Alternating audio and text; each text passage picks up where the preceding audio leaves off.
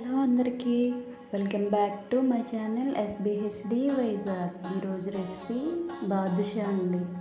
ముందు ఒక బౌల్లో 1 కప్పు మైదా తీసుకొని అందులో వంట సోడా వేసి డాల్డా మరిగించి కొంచెం కూడా యాడ్ చేయాలి అందులోని. నెక్స్ట్ ఈ రెండు మిక్స్ అయ్యేలాగా ఒకేసారి కలుపుకొని కలుపుకున్నాక కొంచెం కొంచెం వాటర్ యాడ్ చేసుకుంటూ మనం చపాతీ పిండికి ఏ విధంగా అయితే కలుపుకుంటామో అలా సాఫ్ట్గా కలుపుకోవాలండి. కలుపుకున్న దాన్ని ఇలా నొక్కి చూస్తే సాఫ్ట్గా అనిపించాలి మనకి. దీన్ని ఒక తడి క్లాత్తో కవర్ చేసి కొంతసేపు అలా పక్కన ఉంచుకోవాలండి.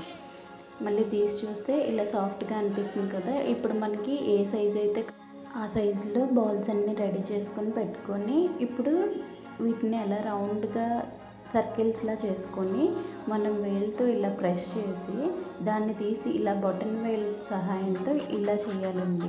ఇలా చేస్తే బాదుషా షేప్ అనేది నీట్గా వస్తుంది. రౌండ్గా వచ్చేలా చూసుకోవాలి మనం.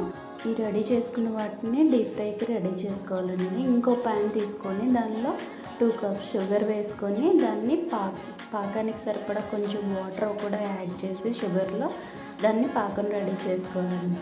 ఇవి ఒక పక్క ఆయిల్ హీట్ అయ్యాక మనం ముందుగా రెడీ చేసి పెట్టుకున్నాం కదా బాదుషాలని, షేపుల్ని, వాటిని ఆయిల్లో ఒకసారి డీప్ ఫ్రై చేసుకోవాలండి.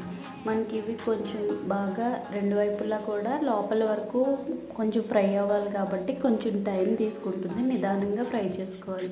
ఇంకో పక్క పాకాన్ని రెడీ చేసుకుంటూ ఉండాలి. దీనిలోనే ఇలాచీ పౌడర్ కూడా వేసి ఒకసారి బాగా మిక్స్ చేసుకొని మనం గులాబ్ జామ్కి ఎలా అయితే తీసుకుంటామో అలా రెడీ చేసుకోవాలి. ఇవి ఫ్రై అయినాక గోల్డెన్ కలర్ వచ్చేలా చూసుకొని కలర్ రాగానే ఒక్కొక్కటిగా తీసుకొని మనం వీటిని పాకంలో డైరెక్ట్గా వేసేయడమేనండి. పాకంలో వేసాక అవి ఒక 30 to 20 minutes ఉంటే సరిపోతుంది. తీసుకొని పక్కన సర్వింగ్ ప్లేట్లో పెట్టుకొని కాజు పిస్తాతో డెకరేట్ చేసుకుంటే రెడీ. మీకు కూడా నచ్చితే ట్రై చేయండి. Thanks for watching. Please like and subscribe my channel.